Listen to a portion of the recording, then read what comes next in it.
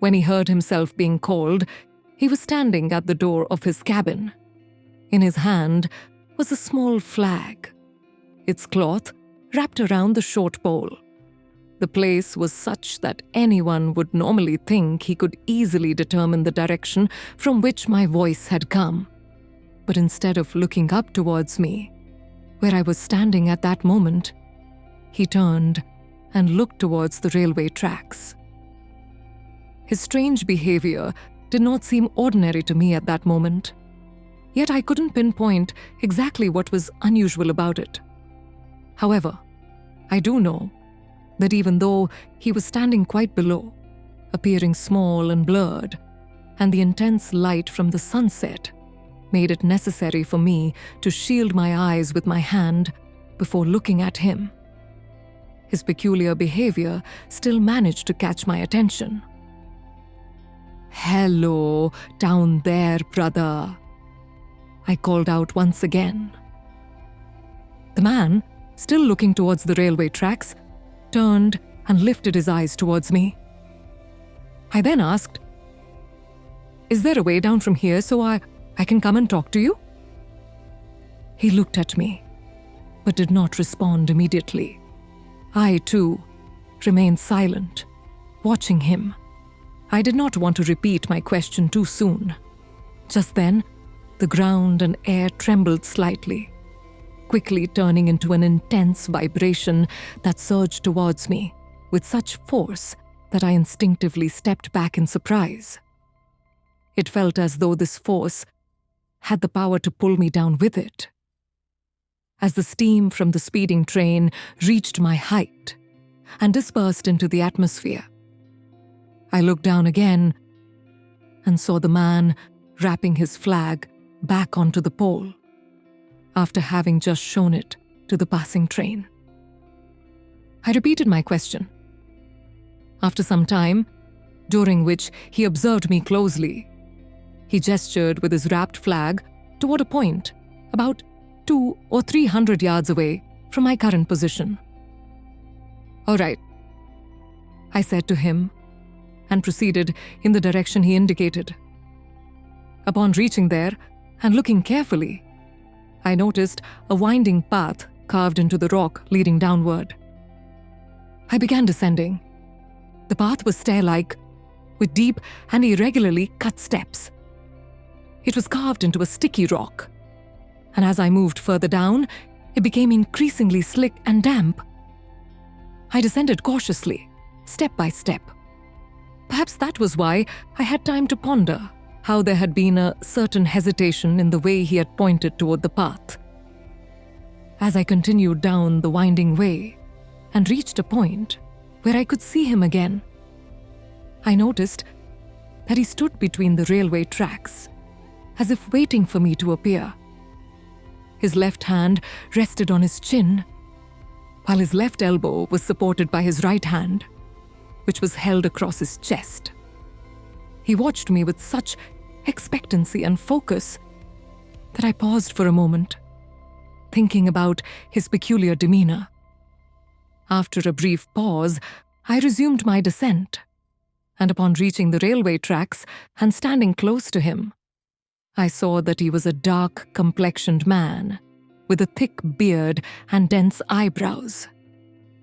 He seemed to be stationed in one of the loneliest and most desolate places in the world. On either side of the place, there were rough, rocky walls from which water was seeping, enclosing everything except for a small patch of sky above. Looking in one direction, it felt as though it led to some ominous dungeon, while the other path ended at a dull red light, which flickered at the entrance of a tunnel. The tunnel, with its massive, menacing structure, exuded an air of cruelty, desolation, and dread. On one hand, so little sunlight reached this place that the damp air carried a scent of decay, making it feel as though death lingered nearby. On the other hand, the biting cold wind that blew through the area gave the impression that I had left the natural world behind and stepped into another, more eerie realm. By the time he moved from his place, I had come so close to him that I could have touched him.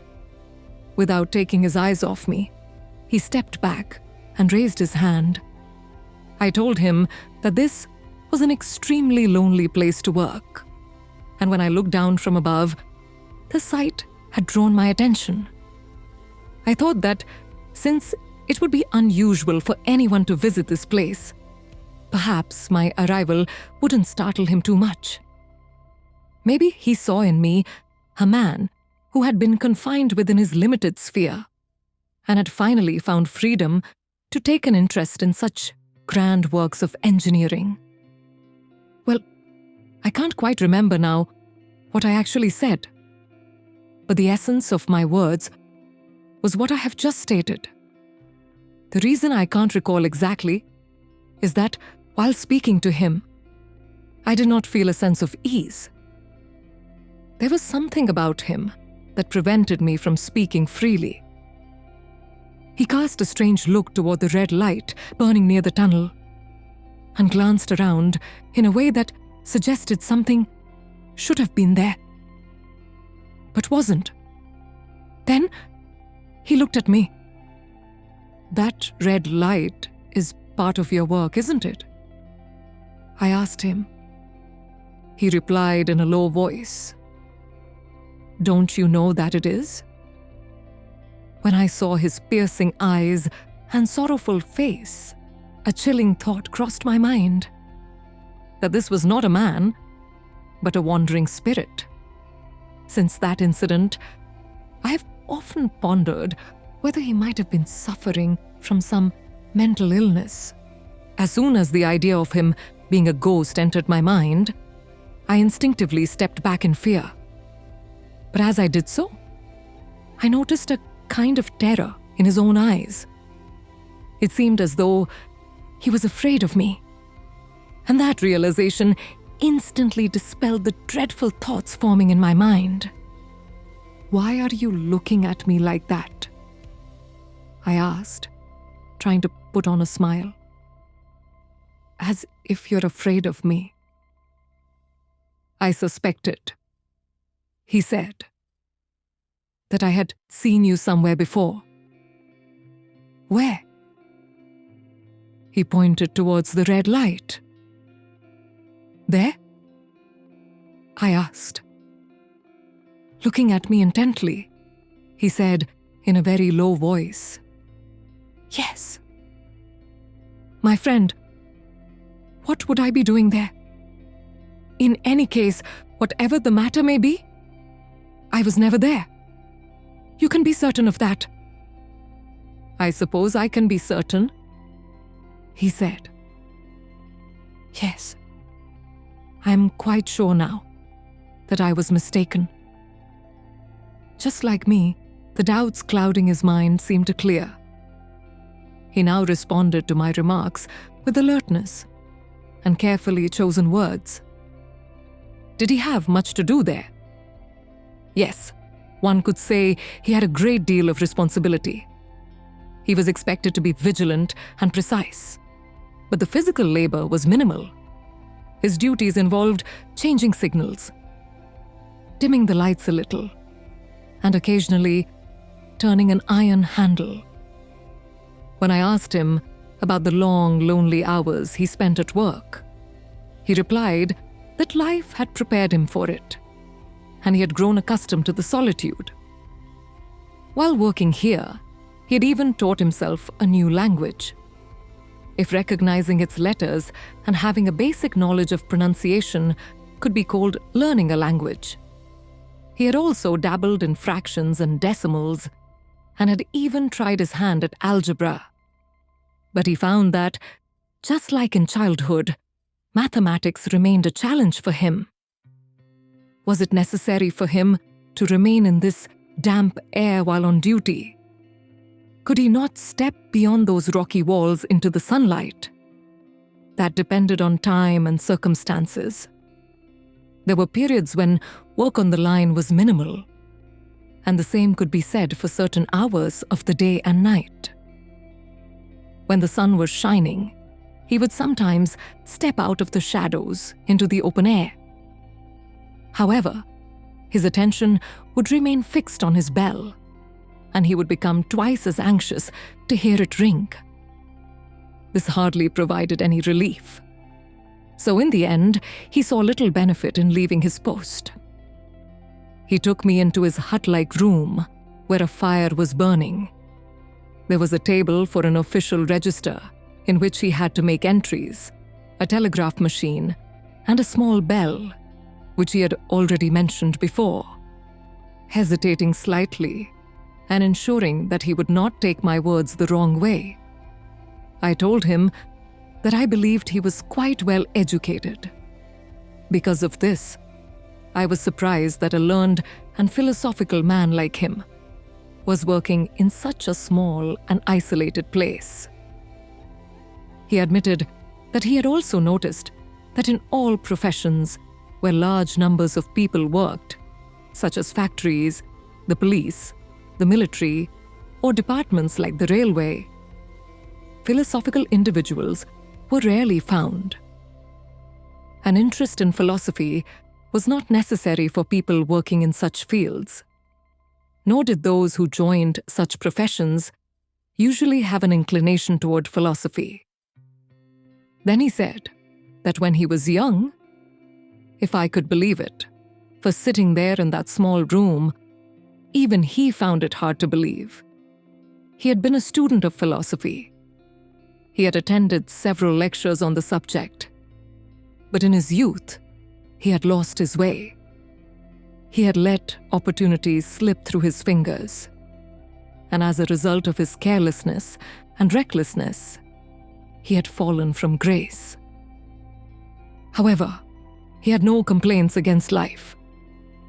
He had chosen his own path, and now, the way his life was going, he was content with it. It was too late to change direction now. Everything I have described above, he spoke in a slow, serious tone, all the while dividing his attention between me and the fire burning in the room. While talking, especially when speaking about his youth, he frequently used the word Sahib, perhaps as a way to acknowledge that he had no illusions about himself. He was fully aware of the position he held, and he knew he was not a man of high status. From time to time, the small bell in the room would ring, and he would pause his conversation to listen to the messages coming through and respond accordingly. Once, he even had to stand up. During this, he had to open the door of his hut, wave a flag to an approaching train, and communicate certain instructions to the driver. I noticed that he was extremely attentive and responsible toward his work. When he was engaged in his duties, his full focus was on them. He would become quiet and would not resume speaking until his task was complete. Seeing his dedication to his work, I could almost say that he was one of the most responsible people in his position. And with him on duty, the possibility of any mishap was virtually non-existent. But I couldn't bring myself to say it. The reason was that, while talking to me, he had abruptly broken the flow of conversation once or twice. And in those moments, his face looked visibly distressed. He would glance at the bell, and when it didn't ring, he would open the hut's door, which he had kept closed to protect against the dampness, and stare toward the red light burning at the tunnel's entrance. When he returned to the fire, his demeanor struck me as just as strange as it had when I had first seen him from afar. I could not understand what was troubling him. As I stood up to take my leave, I said to him, "Listening to you, I feel like I have met a contented man." I must admit here that I only said this in the hope that he would reveal what was bothering him. I think I used to be content he said in a much lower voice than before. But now I am troubled, sir. Very troubled. As soon as he said this, he realized he had said more than he intended. If it had been within his power, he would have stopped those words from leaving his mouth. But since they were already spoken, I seized upon them and asked further. Troubled? By what? What is bothering you? It's very difficult to explain, sir. It is extremely hard for me to talk about it. If you come to see me again, I will try to tell you. But I do want to see you again. Tell me, when should I come? My shift ends early in the morning, but tomorrow night, after 10 o'clock, I will be here on duty. He told me. Then I will come at 11. I promised. He thanked me and walked with me to the door.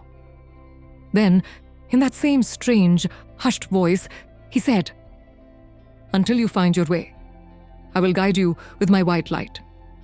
But remember, once you find the path, do not call out to me. Even when you reach the top, do not call out to me. A shiver ran through my body at his words, but I chose not to comment on his odd behavior. I simply said, Very well. And yes, when you come here tomorrow, do not call out to me. Then, just as I was about to leave, he asked, Before you go, will you answer one question? Why did you say, hello, down there, today? I don't know. I replied, I just happened to shout something like that. Not something like that, sir. Those were your exact words. I know that for certain. All right, I accept that those were my exact words. I said them because I saw you down below. Not for any other reason. What other reason could there be? Don't you think some supernatural force made you say those words? No. He wished me good night and raised his light upward. I walked along the tracks, and for some reason, I couldn't shake the eerie feeling that a train was approaching from behind me. I kept walking until I found the path leading upward. Climbing up was much easier than descending, and I reached my lodging without encountering any further unsettling incidents. The next night, as the distant clock struck 11, I was present at the stairs, as per my promise. He stood at the bottom, waiting for me with his white light shining. I didn't call out this time. I said, as I approached him, Can I speak now? Why not, sir? Of course you can, he replied. Great. Let's shake hands on that, I said, extending my hand toward him. Certainly, sir, he said, reaching out, and we shook hands. Then, walking side by side, we reached his room.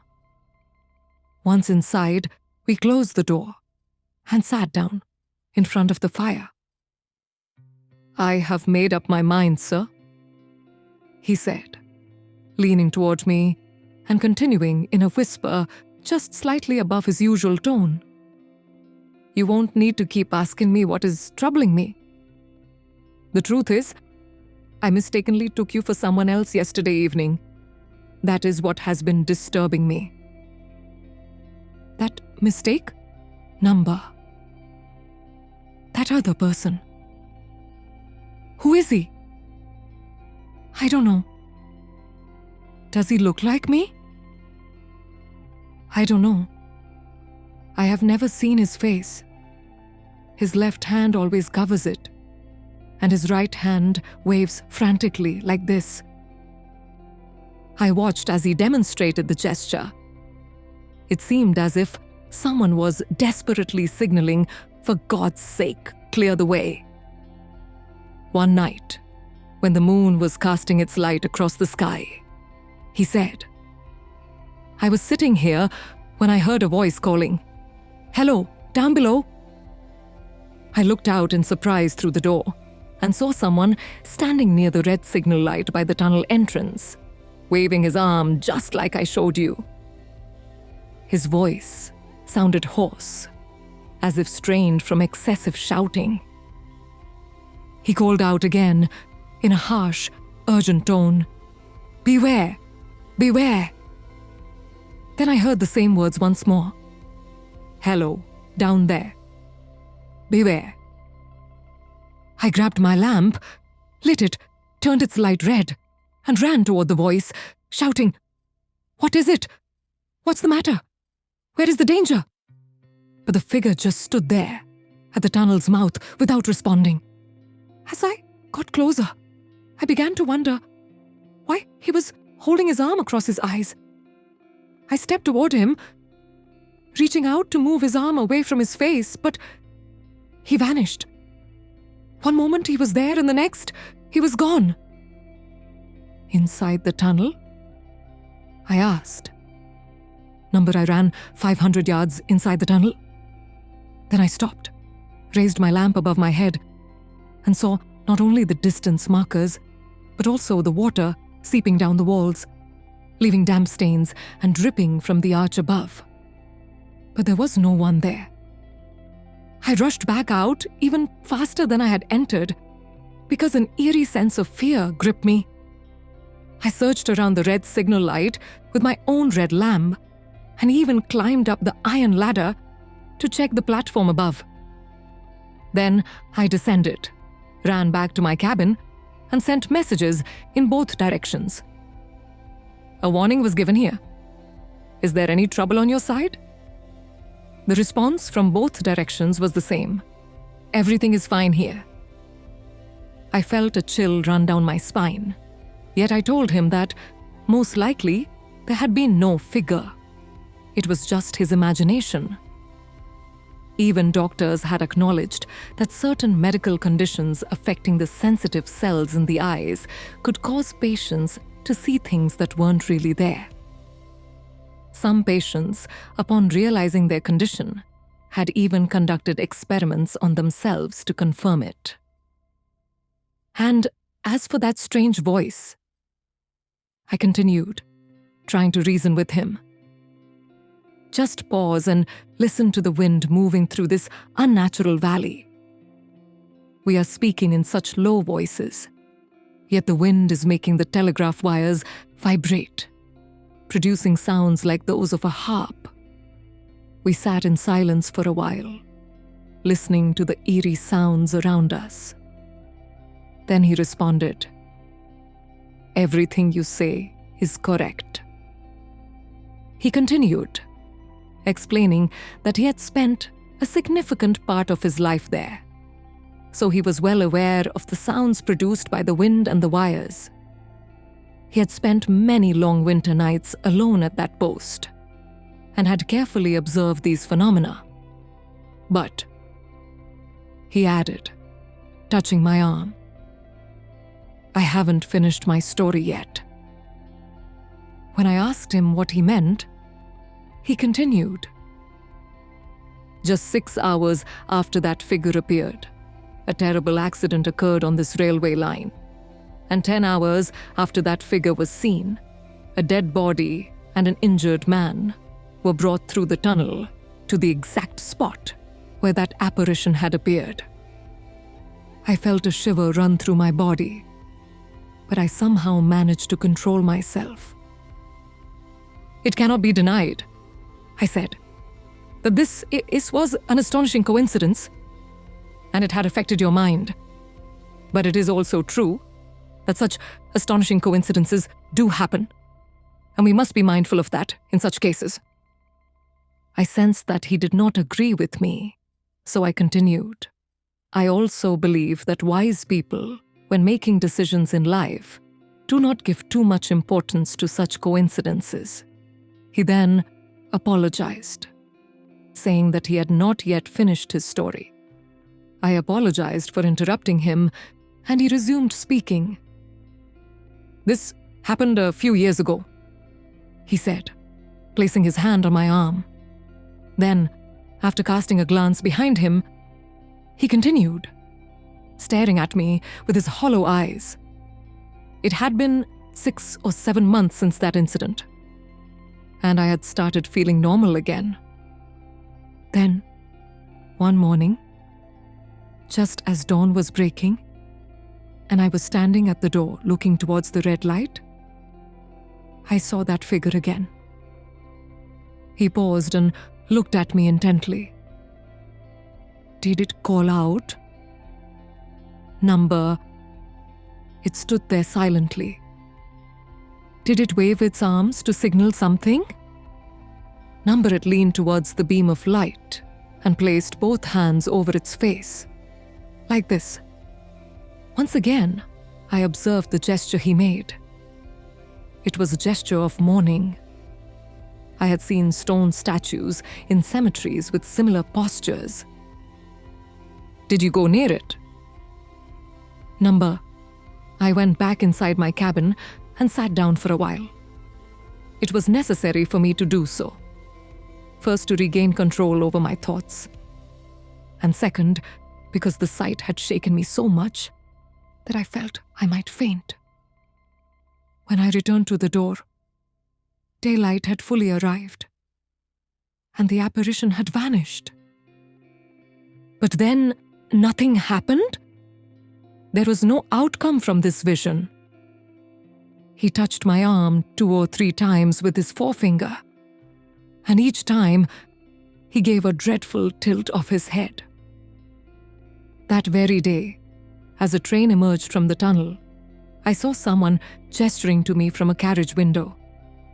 I couldn't understand what the signal meant, but I immediately sent a message for the train to stop. The driver applied the brakes, but the train still moved about 100 or 150 yards ahead. I ran after the train, and as I ran, I heard terrifying screams. Someone was crying in great distress. I soon discovered that a beautiful young woman had suddenly died inside one of the carriages. Her body was brought here and laid down, right in this very place between us. Unwillingly, I pushed my chair back and stared at the spot where he was pointing. This is absolutely true, sir. Exactly as I'm telling you. That's how it happened. I had no response to his words. My mouth went dry. The wind and the wires, with their eerie wailing, seemed to affirm the truth of his story. He continued. Now, listen to this, sir, and try to understand why I am so disturbed. A week ago, that apparition returned, and ever since, it has been there. At intervals, it appears, and then vanishes again. In front of the light. Yes, in front of the very light that was installed for safety. What does it seem to be doing? He repeated the same gesture, even more forcefully than before. A gesture that could mean only one thing. For God's sake, clear the way. He continued. I have neither peace nor rest. It calls out to me in a painful voice for minutes at a time. Down there, beware, beware. It keeps signaling to me. It keeps ringing the bell in my office. I interrupted him. Was it ringing the bell yesterday evening when I was here and you went to the door? Yes, twice. You see, didn't I tell you? I said, feeling relieved. Is only your imagination troubling you? Yesterday, my eyes and ears were focused entirely on the bell. And if you consider me a living, rational person, then believe me when I say that the bell did not ring even once while I was here. Nor did it ring at any other time, except when the people at other stations wanted to communicate with you. He shook his head. I have never made such a mistake. I have never confused the bell rung by the apparition with the bell rung by human hands. I know the difference. When the apparition rings it, the bell produces a strange vibration, unlike anything else. I never claimed that its ringing could be seen with the eyes. I'm not surprised that you did not perceive it ringing, but I did. And was the apparition still visible when you looked out? He was there. Both times? He firmly repeated. Both times. Will you come with me to the door and see if he is there now? He bit his lower lip, as if struggling to decide whether he should go or not. But then he got up. I opened the door and stood outside on the steps, while he remained at the threshold. There was the red light. There was the ominous-looking tunnel entrance. There were the high, damp walls, and above them, the twinkling stars. But there was no sign of any apparition. Do you see him? I asked. As I looked at him, I closely observed the expressions on his face. His eyes were wide and tense, but so were mine. Since it was dark, we had to look carefully. No, he replied. He is not there. All right. I agree with you, I said. We went back inside, shut the door, and sat in our places. Now I was thinking about how to continue the conversation in a way that would convince him that everything he was experiencing was merely a trick of his mind. But before I could proceed, he took control of the discussion in such a manner that I realized this was not the time to argue over facts. I felt as if I was at a disadvantage in this conversation. And now, I had no choice but to listen to him. By now, you must have understood what is troubling me, sir, he said. I want to know what that apparition wants from me. Why does it keep appearing to me, sir? I do not fully understand this matter, and therefore, I have no answers to your questions, I told him. He wants to warn me against some impending disaster, he muttered, sinking into the whirlpool of his thoughts.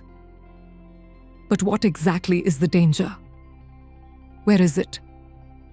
I can sense that there is some threat on this railway line. Some accident is bound to happen here. Given the previous two incidents, there is no room for doubt this time. But what is it? That is what troubles me. What can I possibly do? He remained lost in thought for a long time, his eyes fixed on the burning fire in front of him. Only occasionally did he turn to look at me. He took out his handkerchief and wiped the beads of sweat from his forehead. Even if I send out a warning message to the people on both sides, I won't be able to explain the reason behind it, he said, wiping his palms damp with sweat. Doing so might bring trouble upon me and help no one. They will think I have gone mad. It would go something like this. Message. Danger. Be careful. Response. What kind of danger? Where? Message. I don't know. But for God's sake, stay alert. They will dismiss me from my job. And they wouldn't even be wrong. If I were in their place, I might do the same. Watching his mental agony was painful. It was the distress of a conscientious man who knew that someone's life depended on him. Yet he found himself powerless to save that life. It was the suffering of an honest and compassionate man trapped in helplessness. When I first saw him standing under that red light, he pushed his dark hair back with his hands, and then, stretching his arms outward, pressed his temples with his fingers as he continued, "Why didn't he tell me where the accident was going to happen if it was inevitable? Why didn't he tell me how I could prevent it? And when he came the second time, why did he hide his face? Why didn't he tell me that she was about to die and that they shouldn't let her leave home? If both times he only came to prove that his warnings were true so that I wouldn't take his third appearance lightly, then why is he not being clearer this time? And most importantly, why is he coming to me? I am just an ordinary signalman stationed at this remote outpost. Why doesn't he go to someone in a higher position, someone whose words would be heard and who has the authority to act on these warnings? These questions haunt me. I cannot understand their meaning. When I saw the man so agitated, I felt that for his own safety and that of others, I should do something to bring him some immediate mental relief and peace. Setting aside the questions of reality and imagination, I told him that those who perform their duties responsibly are always rewarded, and he should take solace in the fact that he understood his job well, even if he couldn't comprehend the meaning of these events. In this attempt, I was somewhat successful. I couldn't convince him that no apparition had been there, but I did make him realize that he was doing everything within his power and should be satisfied with that. He calmed down. His professional responsibilities soon started to demand his attention, and as the night progressed, he became increasingly engrossed in them. I left at 2 a.m. Though I was prepared to stay the entire night, he didn't want me to endure any discomfort because of him. I have no hesitation in admitting that while walking back, I repeatedly turned around to look at the red signal light. It gave me an eerie sense of impending misfortune, and I was certain that had I been forced to sleep near it, I would not have been able to rest peacefully. I also do not hesitate to admit that learning about those 2 past incidents and the young girl's tragic fate had planted an unfamiliar fear in some corner of my mind. Had I not acquired that knowledge, I would have felt much more at ease and at peace. But beyond all this, the thought that kept running through my mind was, what should be my next step? Now that I was aware of all these things, what was my duty? I knew that the man was intelligent, cautious, and dedicated to his work. However, given his current mental state, it was difficult to say how long he could continue to be so. Although he did not hold a high-ranking position, his job was one that relied on trust. If his mental condition did not improve, I feared he might no longer be able to perform his duties responsibly. He could become a danger to the lives of others. I did not want to speak to his higher authorities about this matter without his knowledge. That would have been a betrayal. For this reason, I decided to take a middle path. I would suggest to him that I accompany him to a good doctor. We could discuss his experiences with the doctor and then decide what steps to take next. He had told me that he was scheduled for duty again the following night. He would be relieved of his duties a couple of hours after sunrise and would return to his post by sunset. I decided to visit him in the evening. The next evening was exceptionally pleasant, and I left home early to enjoy it. The sun had not yet set when I arrived at the spot where the path led down to the signalman's small, hut-like office. Since it would still take him about an hour to arrive, I decided to take a walk around the area in the meantime. I could walk forward for about half an hour, and by the time I returned, the signalman would have reached his office. Then I could descend and meet him there. Before setting off on my walk, I thought I might as well take a quick look down below. I stepped to the edge and glanced down from the very spot where I had first seen him. I cannot describe the shock I felt at that moment when I saw, emerging from the mouth of the tunnel, a man with one side of his face covered over one eye, frantically waving his left arm. An unknown fear had gripped me, and I freed myself from its hold only when I realized that the figure waving its hand was, in fact, a living person. A short distance from where he stood, there was a group of people watching him, as if he was practicing that very gesture for them. The danger signaling red light had not yet been lit. Near the shaft where the red light was mounted, a small hut-like structure had been erected using tarpaulin and wooden poles. It appeared no larger than a bed. For some reason, I started feeling that something unfortunate had already happened. A sense of unease filled me, making me believe that something had gone terribly wrong with that man. I felt that I should not have left him alone like that. And even if I had left, I should have at least informed someone about his distress. I had already made this mistake, and cursing myself for my careless attitude, I hurried down the stairs as fast as I could. "What has happened?" I asked as I reached the group of people. "The signalman was killed today, sir." "You don't mean the man who lived in that small office, do you?" "Yes, sir." "Could it be the same person I knew?"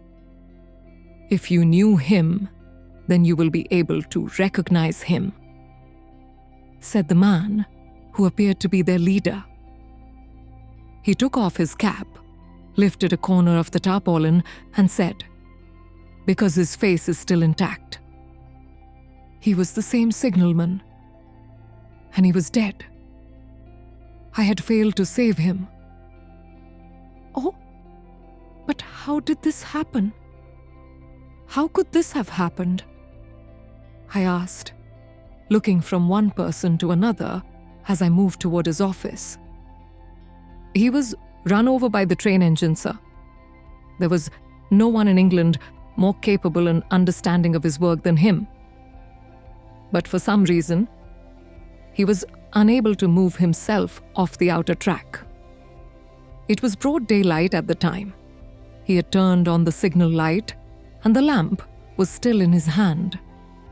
When the speeding engine emerged from the tunnel, his back was turned toward it, and it crushed him. The man driving the train was just now demonstrating how it happened. Tom, show the gentleman exactly what occurred." The man, dressed in a dark uniform, walked back toward the tunnel entrance. As I was coming around the curve in the tunnel, I saw him standing at the far end. He said, "It was as if I were looking down at him through a perspective glass. I had no time to stop, but I knew he was a cautious and responsible man. I kept ringing the bell repeatedly. When I saw that he wasn't responding, I stopped ringing it. And as I got closer, I shouted with all my might." "What did you say?" "I said, 'Down there, look out! Look out! For God's sake, clear the way!'" A chill ran through me upon hearing this. "Oh, it was a dreadful sight, sir," he continued. "I kept calling out to him. I raised this hand to my eyes because I didn't want to witness the moment. Even as I covered my eyes, I waved my other hand frantically to get his attention, but alas, it was all in vain. Without prolonging the account further, it is worth noting that the exact words the engine driver had used to warn the signalman were the same words that had haunted him for so many days. Moreover, in his statement, the driver had also included the very words that my mind, not the signalman's, had instinctively associated with those mysterious gestures.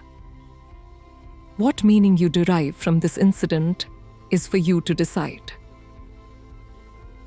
Thank you for joining us on this journey through words and wonder. Until our next tale, stay curious and keep dreaming.